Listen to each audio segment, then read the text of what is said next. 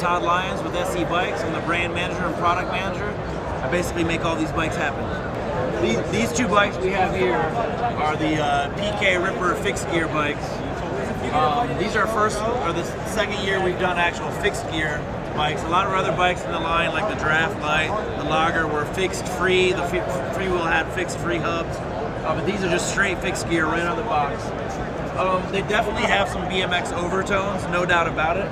If you look at the forks, those are landing gear forks. Landing gear forks have been a part of SE since the late 70s, when SE Racing was first created, and having them on a fixed gear bike definitely gives this bike, kind of a BMX, burly, sturdy overtone. Also, you'll see on the handlebars, we went with the two-piece handlebar.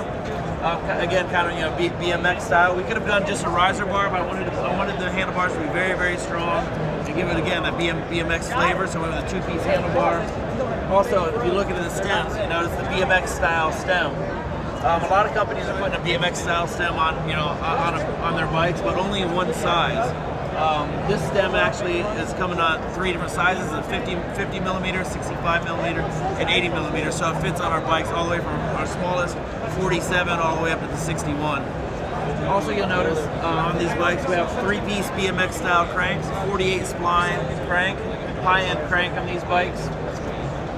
Again, it comes over from the BMX side. And then the pedals also. The pedals are kind of reminiscent, if you're familiar with any of the old school BMX stuff, they're reminiscent of a Hutch Bear Trap pedal. It's actually a high-end Expedo, sealed bearing Expedo branded pedal, but it looks like that old school BMX, has that old school BMX flavor. And undoubtedly, the most unique thing about this bike is it is an alloy frame, but what's the floval tubing, which SE has been famous for. It's flat on the sides, it's oval on the top and bottom. Put those two words together, floval tubing. That has been used on our PK Ripper bikes for 30 plus years now. Now we're putting it into this fixed gear bike. And also, as you'll notice on the back end, the loop tail. This is called a loop tail design, when you have the chain stay and seat stay are all one tube and it loops around. Again, comes from the old school BMX.